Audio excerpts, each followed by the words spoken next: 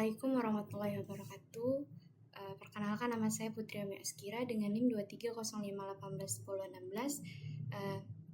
Di sini saya akan mempresentasikan hasil tugas saya mengenai research plan, di mana saya mengambil aplikasi Efinance. Nah, untuk penjelasan produk saya sendiri itu, di mana aplikasi Efinance itu adalah aplikasi manajemen keuangan pribadi yang sangat membantu pengguna untuk mencatat pemasukan, pengeluaran, serta memberikan laporan keuangan itu secara otomatis. Jadi aplikasi ini juga dilengkapi dengan fitur-fitur pengingat batas pengeluaran, notifikasi menabung, juga laporan keuangan yang mudah dipahami oleh pengguna. Untuk durasi pengerjaan proyek saya ini dari Oktober sampai November 2025. Adapun masalah yang bisa saya jelaskan berdasarkan hasil survei yang saya buat di Google Form, di mana sebagian besar pengguna itu dia sering lupa kemana uang mereka itu habis dan kesulitan untuk menabung secara teratur. Jadi mereka itu sangat membutuhkan aplikasi yang mampu mencatat keuangan itu secara otomatis, juga memberikan peringatan saat pengeluarannya itu melebihi batas. Untuk tujuan pembuatan aplikasi ini, saya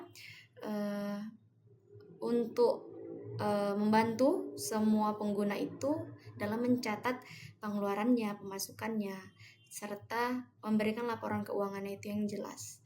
Kemudian memberikan notifikasinya itu saat batas anggarannya itu terlampaui dan pengingat menabung.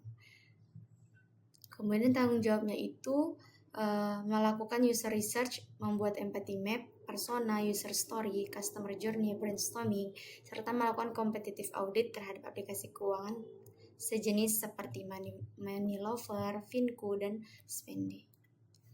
Adapun user research di sini,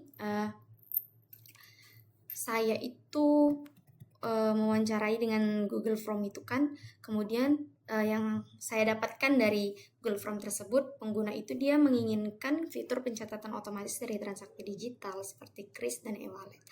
Kemudian laporan keuangan yang rapi dan mudah dipahami sangat dibutuhkan. Kemudian ada pengingat pengeluaran dan notifikasi menabung dianggap penting agar pengguna itu lebih disiplin secara finansialnya. Kemudian aplikasi itu harus mudah digunakan tanpa iklan dan cocok untuk semua usia.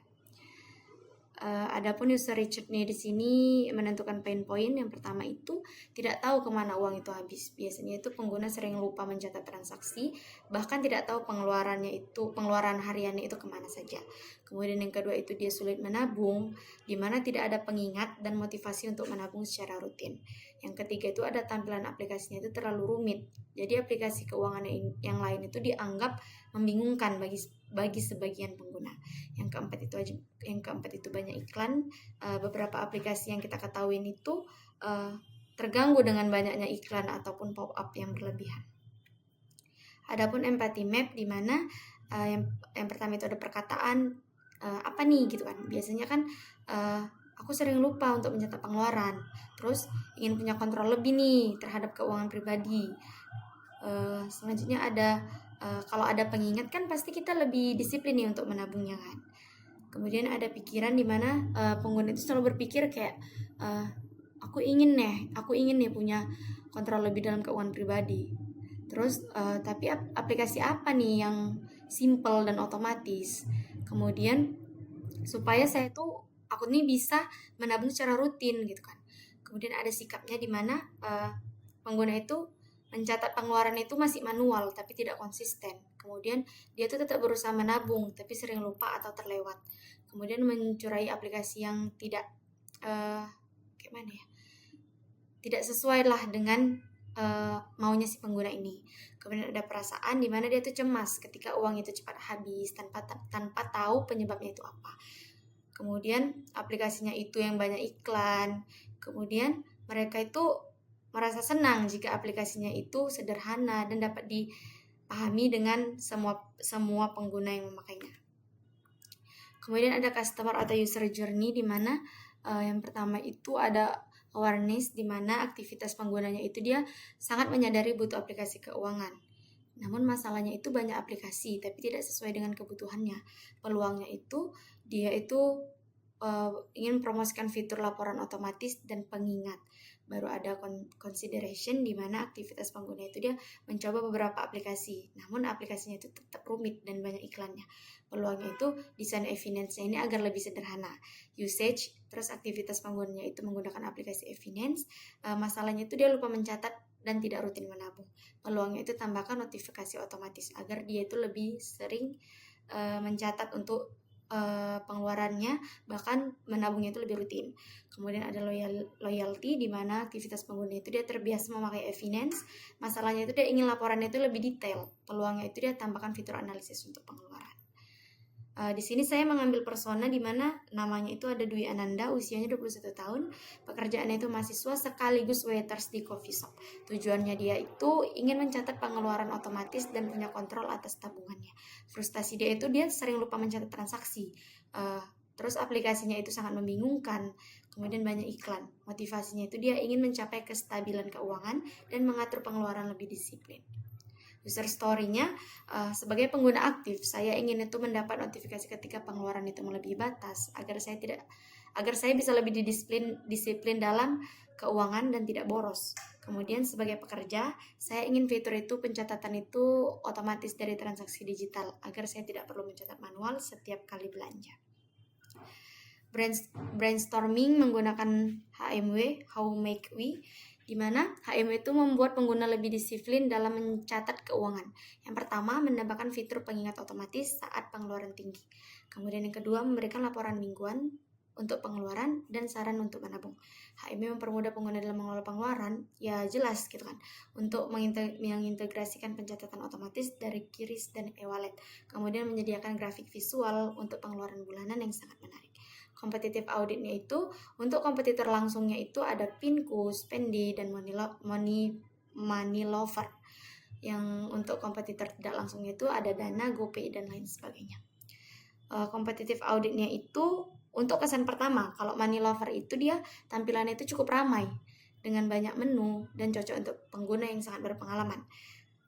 Namun fiturnya itu dia lengkap, tapi sebagian besar inputnya itu secara manual, tidak otomatis. Kemudian untuk aksesibilitasnya mendukung multibahasa tapi tidak responsif di semua perangkat. Untuk user flow-nya, proses pencatatan itu agak panjang, butuh beberapa langkah. Untuk navigasinya itu dia agak padat, banyak submenunya. Terus untuk kesan pertama di Pinku, UI modern, berwarna lembut, menarik bagi pengguna muda. Untuk fiturnya, otomatis sinkron ke rekening dan e-wallet lengkap. Kemudian aksesibilitasnya ramah pengguna, mendukung bahasa Indonesia penuh. Untuk user flow-nya dia alurnya cepat, juga efisien, cocok untuk pemula. Untuk navigasinya dia itu jelas dan intuitif, mudah kembali ke halaman utama. Untuk Spendi, di mana kesan pertamanya itu dia desainnya tuh profesional tapi cenderung formal dan kurang playful. Kemudian untuk fiturnya itu dia mendukung multi wallet dan kategori keuangan. Untuk aksesibilitasnya itu ada pilihan beberapa bahasa tapi beberapa teks itu tidak diterjemahkan. Untuk user flow-nya itu dia flow-nya itu sederhana tapi butuh login terlebih dahulu.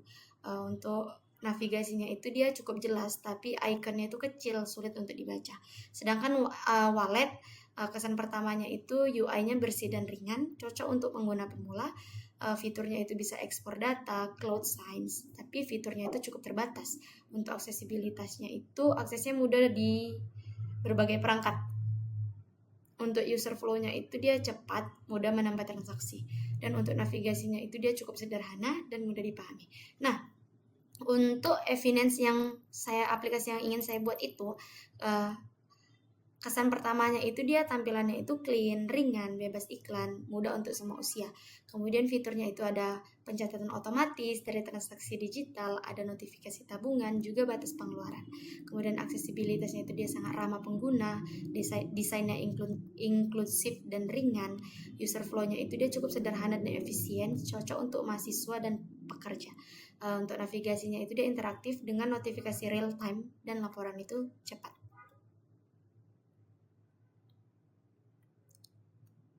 Sekian presentasi yang bisa saya sampaikan. Lebih dan kurang saya mohon maaf. Assalamualaikum warahmatullahi wabarakatuh.